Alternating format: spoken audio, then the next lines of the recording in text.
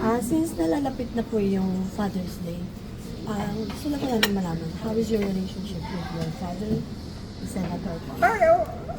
Naman, it's a normal, typical father-son relationship. But when more, kanina kasama ko lang siya. So, we're trying to discuss current situations na nangyayari.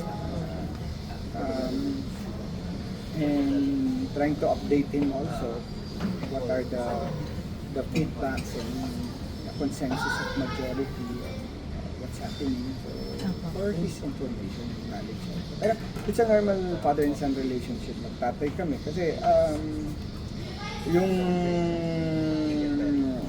yun naman siya naman yung model ko eh. Diba? So, siya yung tinitignan ko lagi. Kasi, of course, lahat nung batikos sa kanya, hindi siya nag-aral, hindi nag-English, hindi nagsasalita. Chairman daw siya ng Committee on Silent, diba? So, of course, everything, those things are, tumatagos din sa amin. So, but, it's part of his job, and we understand that as kami rin, ako as a politician din, so it's part of our job, kasama yan, but of course as a son. So, ang lagi naman niyang binabanggit sa akin is, sa aming magkakapatid is, so we already know kung ano yung pagkukulang, ano yung mga kailangan, ano yung dapat. So, baka on our end, through us, as our tatay, tatay namin, hindi lang magulang namin, so through pagsusumikap niya, so maiayos namin, mapunuan namin yung kanyang pagkukulang, which I think we did naman. That's why nung gumraduate ako noong 2024 on my doctoral degree sa Pamantasan Lungsod ng Manila, so I told him na regalo ko to sa iyo. This is my gift to you, as you ask us. Kasi di ba sinasabi nga nila kung meron man daw pwedeng ipamana. Sinasabi niya sa akin yung lagi. So kung meron man akong pwedeng ipamana sa iyo na hindi pwedeng kunin ng ibang tao, so yun yung edukasyon. Ang lupa pwedeng kunin yan, ang kotse, ang damit, lahat, bahay pwedeng kunin lahat yan except yung edukasyon mo at saka yung moral values mo.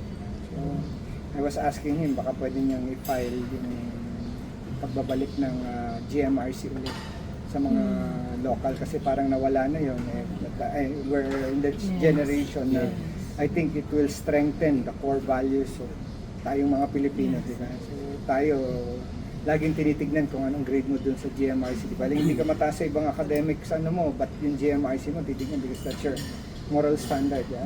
That describes you as a person kung sino ka ba. So I think yun yung isa sa gusto niyang i-file na bill ulit, na naibalik talaga sa part of the curriculum ng mga estudyante.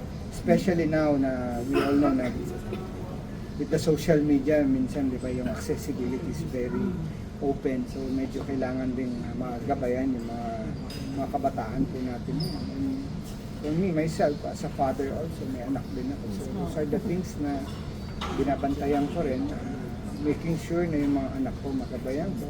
But of course, by not restricting them or depriving them of the privilege na what they have now. Because I was telling them during, when I was young, I only have what? 5 channels to choose. Yung TV, iniikot pa, di ba? Yes. So, my time to watch only yung oras ng panonood ko is I think 5 to 6 lang. Which is yun yung anime time. Nalala mo doon lumalabas yung Voltes pa, yung Voltron. Doon lang, between that time. Kasi yun yung pag-uwi mo ng eskwelahan, di ba? So yung 5 to 6 doon ka lang manonood. Kasi pag apak ng 6, news na sila na. Di ba? After ng 6, basketball na, PBA na. So, after ng basketball, matulog ka na kasi may pasok ka pa bukas. So yun lang ang time na pwedeng manood. So you only own one channel, depende kung anong anime o cartoons ang gusto mong palabasin.